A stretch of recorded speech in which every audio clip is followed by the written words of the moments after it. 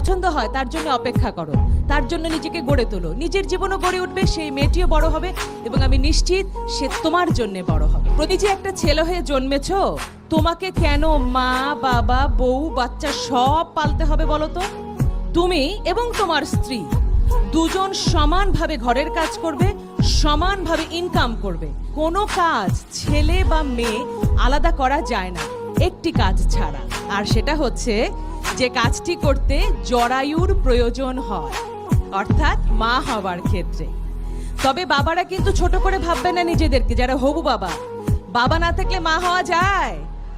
সুতরাং বাবারা যেমন জরুরি, মারাও তেমন জরুরি, কিন্তু খালি ঘটনাটা দুর্ঘটনা হয় যদি সেটা সময়ের আগে হয়ে যায়।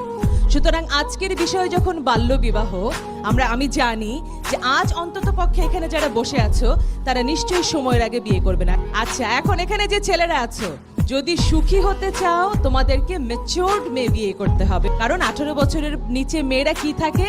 শিশু। আর একটা শিশুকে যে বিয়ে করে তাহলে তার কি আছে? মানসিক বিকৃতি আছে। মেয়েটিকে তোমার পছন্দ হয় তার জন্য অপেক্ষা করো, তার জন্য নিজেকে গড়ে তোলো। নিজের জীবনও গড়ে উঠবে, সেই মেয়েটিও বড় হবে এবং আমি নিশ্চিত সে তোমার জন্য বড় হবে। ছেলে এবং মেয়ে দুজনকে একসঙ্গে নিয়ে বাকি 3 বছর কাজ করব।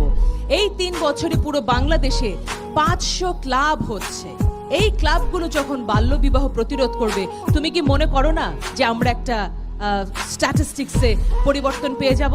2 কোটি মেয়ে যদি শক্ত হয়ে দাঁড়িয়ে শুধু নিজের বিয়ে প্রতিরোধ করে, আর 2 কোটি ছেলে যদি বলে বাবা মাকে সরি, 18 বছরের নিচে মেয়েকে আমরা বিয়ে করব না, যদি শুধু এতটুকু আমরা করতে পারি, আমরা কিন্তু বিশাল এক পরিবর্তন পাবো বাংলাদেশে।